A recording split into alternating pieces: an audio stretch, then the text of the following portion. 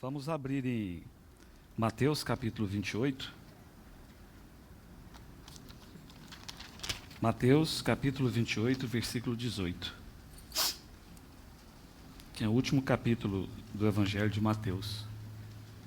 Mateus 28, 18.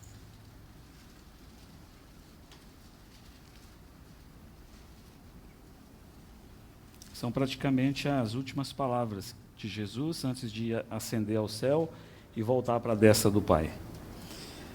Jesus, aproximando-se, falou-lhes, dizendo: Toda a autoridade me foi dada no céu e na terra. E Filipenses capítulo 2, Filipenses 2,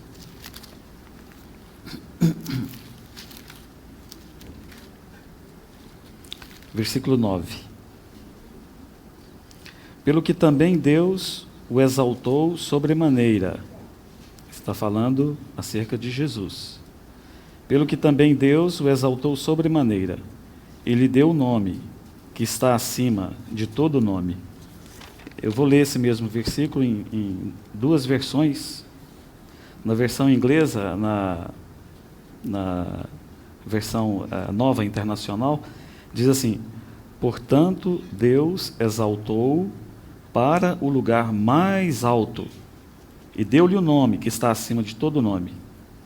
E na New Living Translation diz assim: portanto, Deus elevou para o lugar de mais alta honra e lhe deu o nome sobre todos os outros nomes.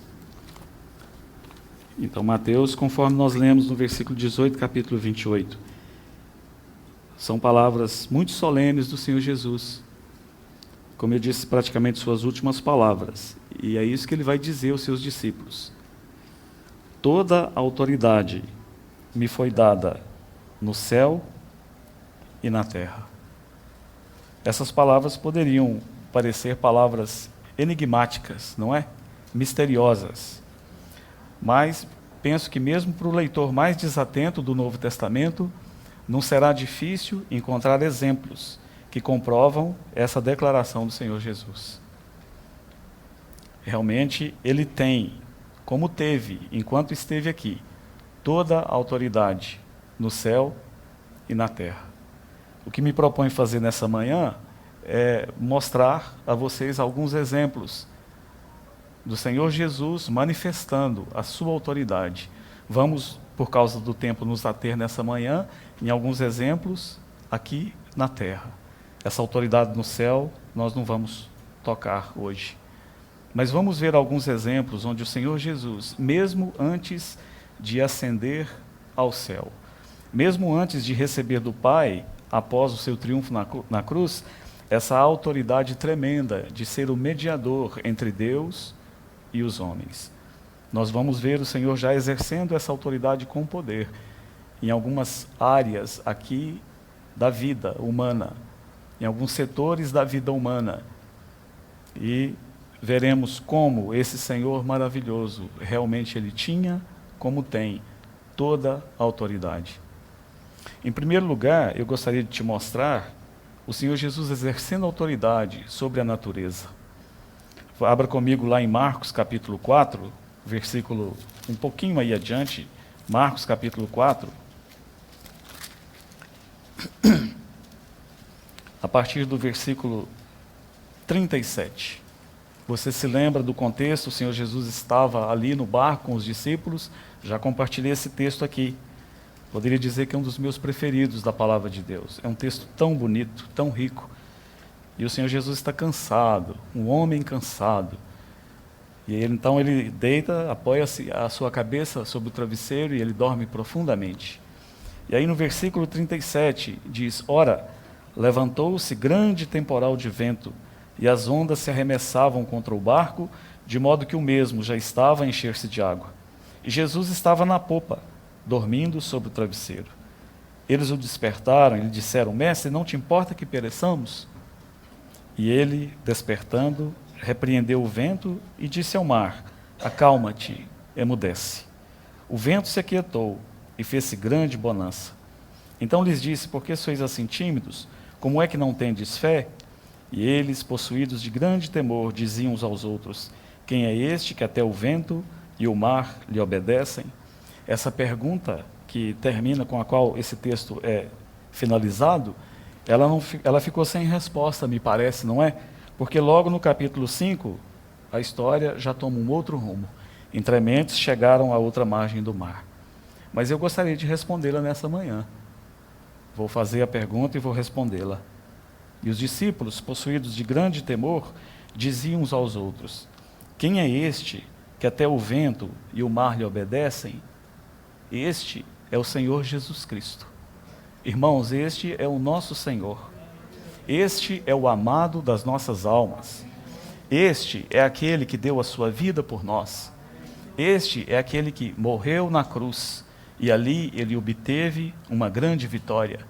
É este que nos dá a vida eterna, que perdoa os nossos pecados. É este que está sentado à destra do Pai, que reina com poder e glória. E por fim, eu diria também que é este que tem toda a autoridade no céu e sobre a terra. Gosto muito de algo que Lance Lambert compartilhou um dia sobre esse texto, porque a palavra de Deus nos diz que ele repreendeu o vento e disse ao mar: acalma-te, emudece. Mas o Lance Lambert, ele teve a felicidade de usar essa expressão. Ele disse: para mim, o que o Senhor Jesus fez foi o mesmo que fazemos, os pais fazem quando têm filhos pequenos e os pais estão ali numa conversa com outros, uns com os outros, e os filhos estão brincando e começam a falar alto e os pais chegam e fazem shhh. Oh, que grande poder e autoridade o Senhor Jesus tem. Sabemos que aqui são coisas inanimadas, que não têm vida, até onde sabemos, neles mesmos. O mar, o vento. Mas este, que os criou, ele tem toda a autoridade. Então ele chegou ali, na frente do barco, e ele simplesmente, vamos concordar com Lance Lambert, né? Talvez foi isso que ele fez. Shhh! E fez-se grande bonança. Me lembro de uma história, isso está lá no livro chamado A Morte de um Guru. Aquele guru indiano, ele teve acesso à palavra de Deus e ele estava lendo com avidez aquele livro diferente que falava de um Jesus. E ele disse: estranho aquele livro, suas palavras tocavam meu coração. Era um homem que esteve aqui na terra e diziam que ele era filho de Deus e ele tinha toda a autoridade sobre o céu, na terra, sobre o céu, e ele tinha todo o poder, inclusive sobre a natureza. E aquele homem, aquele guru, ele costumava fazer as suas reflexões lá numa montanha bem alta.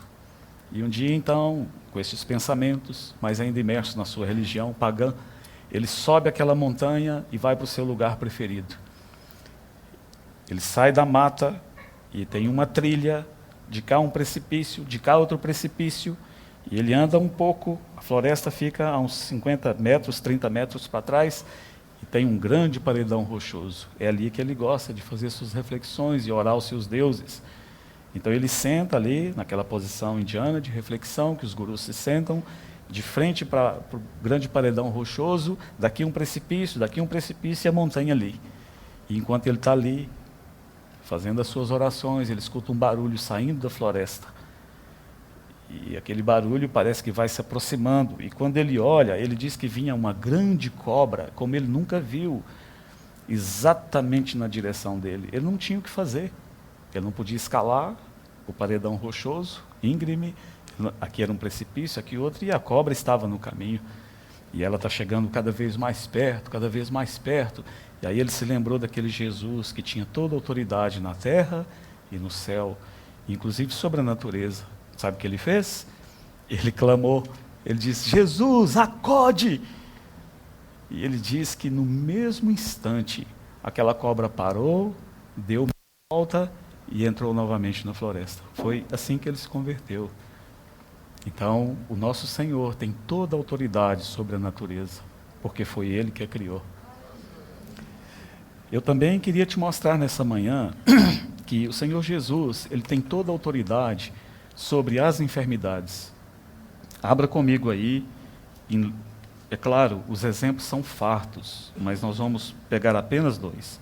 Abra comigo aí no próximo livro, Lucas.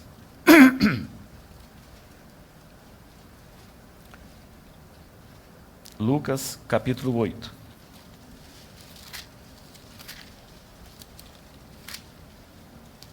Versículo 43. É uma história bastante conhecida. Certa mulher que havia 12 anos vinha sofrendo de uma hemorragia e a quem ninguém tinha podido curar e que gastara com os médicos todos os seus haveres. É muito interessante essa colocação aqui. E que gastara com os médicos todos os seus haveres. Porque os médicos, assim como em outras classes, os médicos eles são unidos. Eles têm lá o seu conselho, eles têm os seus clubes. Pelo menos na minha cidade tinha alguns amigos médicos, eles sempre estavam tendo ali confraternizações entre eles. Então, dificilmente, mesmo por ética profissional, e claro, isso está certíssimo, é difícil um médico falar de um outro médico. Aliás, nenhuma profissão deveria acontecer isso, mas na medicina é difícil. Doutor, então ele errou, ele me deu esse medicamento errado aqui. Não, não é uma questão que ele errou, é uma questão que poderia ser outro. Então, são, a maioria deles, bastante éticos. Então, estranho o fato de um médico, e eu lembro a você que Lucas, ele era médico. Lucas, o médico, ele colocou essa observação aqui. Essa mulher vinha sofrendo com uma hemorragia, ela perdia sangue, e a vida está no sangue. Ela perdia a vida, ela enfraquecia dia após dia, e o médico colocou isso lá. E ela tinha gastado com os médicos todos os seus haveres. Há doenças que a medicina ainda não consegue tratar, ou diria, curar. Tem muitas doenças por aí. Se a informação que eu recebi estiver correta, lá no CID, né, onde é a classificação lá internacional de doenças, me parece, tem cadastrado ali, eles cadastram de A a Z, tem 9.000 doenças conhecidas. Mas tem muitas outras ainda que não têm um tratamento, não estão catalogadas. Então tem muitas doenças no mundo, e este é um problema que aflige a humanidade. E muitas doenças que é um paliativo, a cura não pode vir através dos remédios. Essa mulher gastou tudo que tinha, porque ela queria ser curada. É o que um doente mais quer, o que você quer? Eu quero ser curado. Como Jesus perguntou àquele cego, o que você quer? Senhor, eu quero ver, eu quero tornar a ver. E essa mulher, enquanto teve recursos, ela procurou ser curada. 12 anos sofrendo. Certamente, ela perdendo sangue como estava, ela deveria estar bastante fraca. Ela deveria estar anêmica. Você é médico? Não? Tem algum médico aqui? Jéssica, eu estou certo em dizer que depois de 12 anos perdendo sangue, ela provavelmente deveria estar num quadro avançado de anemia. Ela deveria estar bastante fraca. Mas aí ela ouve que aquele que tem toda a autoridade no céu e na terra, inclusive sobre as enfermidades, ele está passando. E ela vai ali, e, irmãos, e aqui está algo que nós devemos aprender uma lição e nunca reclamarmos. O irmão Ernie Rai compartilhou isso há muitos anos e eu guardei na memória. Aquela mulher, na sua fraqueza, na sua magreza, ela tinha uma vantagem sobre nós, porque ela estava tão magrinha que os cotovelos estavam bastante afiados. Então ela entrou no meio daquela multidão, dando cotovelada em todo mundo, até encontrar o seu caminho ali e encontrar-se diante do Senhor Jesus. E ela foi curada. Foi curada de uma maneira tão maravilhosa, simplesmente pelo fato de tocar na orla do manto do Senhor. Oh, irmãos, quem é este que tem tanto poder assim, que tem tanta autoridade sobre as enfermidades, que não precisa falar absolutamente nada, apenas essa mulher tocar na orla da vestimenta do Senhor Jesus, e ela foi curada? Este é o seu Senhor, é o nosso amado Senhor, o amado das nossas almas, aquele que tem toda a autoridade no céu e sobre a terra. Ele também tem autoridade sobre a morte. Novamente, o material é farto. Você pode fazer isso por você mesmo, na sua casa. Ver os casos que o Senhor Jesus trouxe mortos à vida. Temos aquele caso notável de Lázaro, lá em João capítulo 11. A própria irmã, quando o Senhor Jesus falou, tira a pedra, ela sugeriu ao Senhor, ela disse, Senhor, não faça isso. 4 dias, já cheira mal. Eu não vou entrar em detalhes da decomposição de um corpo humano, não é a minha área, mas eu pesquisei sobre isso. Eu conversei com um médico legista, irmão, lá de Aracaju, e ele, quando estive lá, me falou muitas coisas. Você sabia que tem moscas aí, na natureza, que elas conseguem, pelo olfato, detectar um cadáver apenas 1 hora depois que aquela pessoa entra em óbito, vai a óbito? 1 hora, e ela já vem ali para se banquetear no corpo daquela pessoa? A dinâmica é muito rápido para começar aquele estado de decomposição. 4 dias. E Marta estava certa, humanamente falando. Ela disse, Senhor, não faça isso, todo mundo vai constranger, até o Senhor, já cheira mal, 4 dias. Mas o Senhor não foi fazendo aquilo que tinha que fazer. E aí diz que ele dá aquela voz de comando, ele diz, Lázaro, vem para fora. E mesmo atado, com os pés e com as mãos, ele teve que sair. E o Senhor restituiu a vida àquele corpo morto de 4 dias. E por que ele fez isso? Porque ele tem autoridade sobre a morte. Ele venceu a morte. A morte não pôde segurá-lo. A morte, com aquela cara horrenda, com aquelas garras poderosas, quando veio para agarrar o Senhor Jesus, ela teve que recuar, porque o Senhor Jesus tem também autoridade sobre a morte. Irmãos, e porque ele venceu a morte, um dia nós também venceremos a morte. Mesmo se morrermos, o texto santo diz, nós viveremos. Isso não é glorioso? É glorioso demais. Davi, não são só vacas, não são só máquinas, não são só plantações, mas há uma vida por vir, uma vida muito mais gloriosa do que essa. E eu e você, nós poderíamos apenas ter o privilégio de gozarmos a nossa vida aqui, que é bom. Mas Davi tem algo muito melhor. Um dia estaremos nas regiões celestiais com Cristo, exatamente como estamos aqui, e poderemos estar com Ele face a face. E estaremos com todos os santos, aqui, com aqueles que creram no Senhor Jesus, que confiaram nele e entregaram suas vidas a Ele. Por quê? Porque também a morte, assim como não pôde detê-lo, a morte também não terá esse poder sobre nós, de nos manter perpetuamente num túmulo debaixo da terra. Quem é este que faz isso? Quem é este que tem poder sobre a morte? Quem é este que tem autoridade sobre a morte? É o nosso amado Senhor. Aquele que venceu a morte, que abriu esse caminho, essa perspectiva gloriosa para nós. Você se lembra, por causa do tempo, não vou ler, mas tem 2 exemplos ali em Lucas capítulo 7, não precisa abrir, e também tem ali em Lucas capítulo 8, e a mesma história do capítulo 8 se repete no capítulo 5. No primeiro, capítulo 7, o Senhor Jesus ressuscita o filho da viúva de Naim. Diz que vem uma grande multidão com o Senhor, e aí é dito que, enquanto o Senhor está vindo de longe, ali numa cidade chamada Naim, uma mulher, uma viúva, que tinha um filho único, um jovem, um rapazinho, aquele menino morre. Imagina a dor dessa mãe. Então, essa história sempre me lembra a precisão, o timing do Senhor Jesus. Ele nunca, Kennedy, ele nunca chega atrasado. Ele nunca vai se adiantar, chegar lá 2 horas e ficar esperando. Ele vai chegar na hora certinha, exatamente quando nós precisamos, ele está lá. Embora eu creia que já esteja nos esperando, mas ele vem com aquela grande multidão. Então tem todo o tempo ali da doença, da morte daquele menino, do funeral, do choro, do preparativo.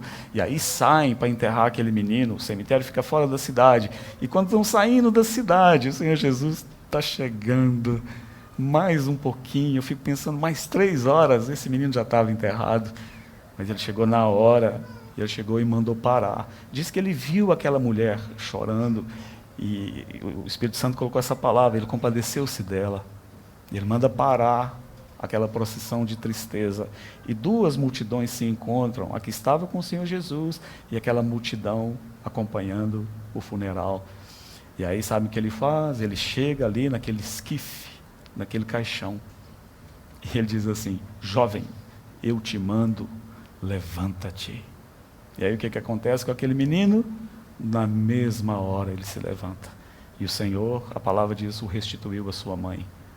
É um texto parecido, com a mesma expressão que o Espírito Santo usou lá em Lucas, no capítulo 8, e depois em Marcos. A expressão vai aparecer em Marcos, capítulo 5, quando ele vai curar aquela menina. E aí ele chega diante da menina, estão todos chorando, ele pede para eles saírem, aí ele entra, e aí ele fala assim para os chorões: se chorar, ela não está morta, ela vive. Aí eles começam a rir dele. Hipocrisia, né? Como que passa tão rápido do choro para o riso? Começam a motejar do Senhor. Aí ele manda sair todos. E ele chega e fala para aquela menina: Talita cumi. O que quer dizer? Menina, eu te mando. Em inglês seria I command you. Eu te mando, eu te dou uma ordem. Menina, levanta-te. Jovem, eu estou te dando uma ordem. Irmãos, isso é tocante. Para mim é muito tocante, para você não é? Que autoridade o nosso Senhor tem? Não tem um por favor? Será que você poderia? Não cabe gentilezas aqui. Cabe apenas uma ordem daquele que tem poder sobre a morte. Menina, eu te mando, levanta-te. Jovem, eu te mando, levanta-te. E aquela situação de tristeza transformou-se numa situação de alegria. Também o nosso Senhor é aquele que tem autoridade sobre o pecado. Ele tem autoridade sobre o pecado para perdoá-lo. Abra comigo lá em Mateus capítulo 9. Mateus capítulo 9. E esse é o último exemplo que eu quero deixar com vocês nessa manhã. A partir do versículo 2. E eis que lhe trouxeram um paralítico deitado num leito. Vendo-lhes a fé, Jesus disse ao paralítico: tem bom ânimo, filho, estão perdoados os teus pecados. Ué, mas esse homem não precisava ser curado?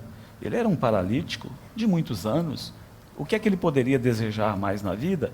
Se fôssemos perguntados, aquele homem, ele jaz num leito há muitos anos. E agora ele está diante daquele que tem autoridade sobre as enfermidades. Então vamos levá-lo lá, ele vai ser curado. Ele foi levado ali para ser curado, não para ser perdoado. Mas o Senhor Jesus, ele não vai inverter a ordem. Não adianta um homem totalmente são, com uma mente brilhante, bem-sucedido neste mundo, se ele não tiver resolvido a sua questão, a questão dos seus pecados, ele não entrará no céu.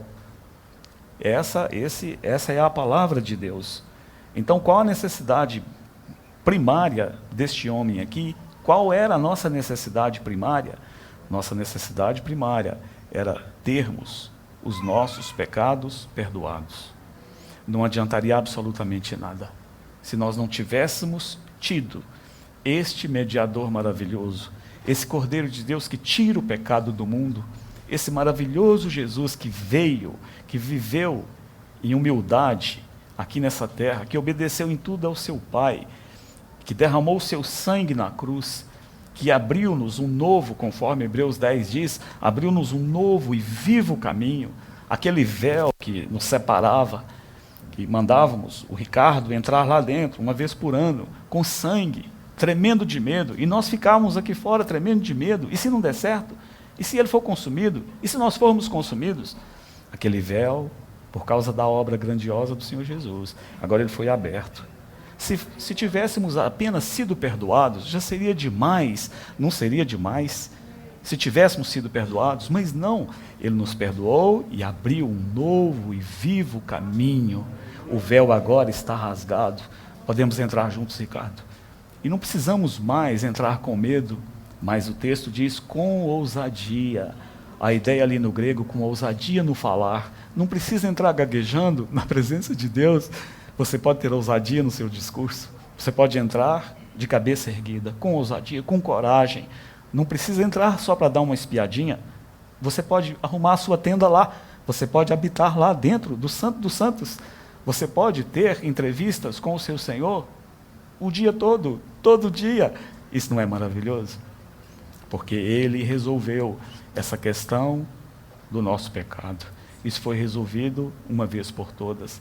Se há alguém aqui nessa manhã que tem dúvida se essa área da sua vida já foi resolvida, ou se você tem procurado o perdão dos seus pecados, ou reconciliar-se com Deus através das suas obras, através das suas ofertas, através de outros meios ou de outras pessoas, saiba que este não é o caminho. O caminho é através de Jesus, conforme Romanos 10, ali no capítulo 10, versículo 9, vai dizer: se com a tua boca confessares a Jesus como Senhor, e em teu coração creres que Deus ressuscitou dentre os mortos, serás salvo. Então, se você ainda não fez essa entrega, faça hoje. Entregue a sua vida ao Senhor Jesus. Peça a Ele que te perdoe de todos os seus pecados e resolva logo a situação. O que Ele fez? Graças a Deus, o Senhor é tão cheio de misericórdia, não é? Ele fez os dois. Primeiro, Ele resolveu a necessidade principal. Estão perdoados os teus pecados. Mas depois de quebra, Ele ainda curou esse homem. Ele fez aquela pergunta, né? No versículo 5. Qual é mais fácil? Qual é mais fácil? Estão perdoados os teus pecados ou dizer levanta-te e anda? Eu fiz essa pergunta aqui alguns meses atrás. Qual é mais fácil? Os dois são difíceis. Para o homem é impossível. Você já conseguiu dizer a alguém, a outras pessoas, levanta-te e anda? Ou estão perdoados os teus pecados? Só Deus pode fazer essas coisas. Só Deus pode perdoar os pecados e resolver essa questão do homem.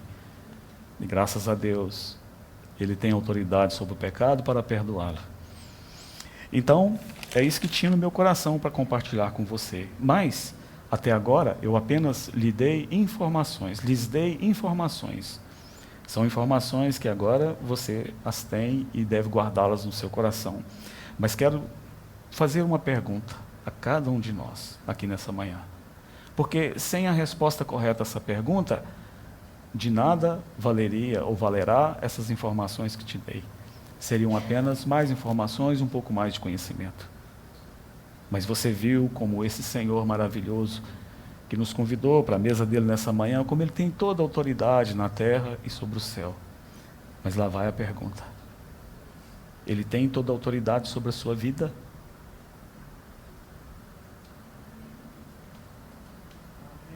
Amém. Glória a Deus.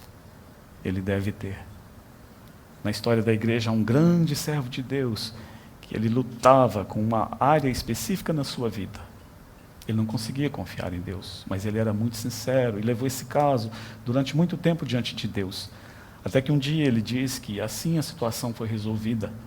Ele teve um sonho, como se fosse uma visão, e nesse sonho o Senhor Jesus vem até ele e diz: queres me dar as chaves do teu coração, da tua vida? E ele disse: claro, Senhor. Isso então, mas dê. E ele pega um molho de chaves, e cada chave representava uma área da sua vida. Irmãos, não é a história da caronchinha. É um homem muito sério. E eu creio na veracidade do testemunho dele, desse irmão do passado. E ele toma então as chaves que representavam as áreas da sua vida, e ele as entrega para o Senhor. E o Senhor toma as chaves, dá uma olhada e pergunta ali: estão todas aqui? Ele diz, baixando a cabeça: Senhor, todas menos uma. E o Senhor perguntou: por que você não me deu essa? Ele disse: Senhor, essa eu não consigo confiar em Ti. Essa eu sinto que eu tenho tentado e devo continuar tentando resolver por mim mesmo. Me perdoa, Senhor, essa eu não posso confiar em Ti. E o Senhor Jesus disse: não tem problema, então toma todas de volta. Pode ficar com todas. É tudo ou é nada. Lance Lambert converteu-se através da leitura de um livro da história do Charles Studi. Aos 12 anos, Lance achava que para ser um crente precisaria ter a idade da nossa querida e amada irmã Iraci. Apenas pessoas velhas podiam se tornar crentes, e tinham uma barba longa e um rosto sempre franzido e irado. Até que um dia ele leu a história daquele jovem campeão de cricket, campeão nacional, um jovem milionário que desistiu de tudo para servir o Senhor e terminou seus dias lá na África, vivendo debaixo de uma lona, pregando o evangelho aos selvagens. E aí, a biografia daquele irmão, Charles Studi, ele dizia: desde o primeiro momento que eu decidi seguir a Cristo, comigo é tudo ou é nada. Deve ser assim conosco, tudo ou nada. Às vezes temos essa tendência de confiarmos no Senhor parcialmente, mas que não seja assim. Temos todos essa tendência de confiarmos parcialmente no Senhor, mas que não seja assim. Que nessa manhã você possa declarar no seu coração, aí onde você está, no silêncio da sua alma, ou, se quiser, falar verbalmente, declarar, dar a Ele toda a autoridade sobre a sua vida, todo o domínio sobre todas as áreas da sua vida, porque Ele é digno, irmãos, Ele é tão digno. E se Ele tem controle e domínio sobre o céu e a terra, seria tolice da nossa parte não darmos a Ele todo o controle, autoridade e domínio sobre nós. Que Ele nos abençoe e nos guarde. Amado Jesus, declaramos nessa manhã que o Senhor é tudo para nós. Te bendizemos tanto pelo Teu amor, pelo Teu cuidado.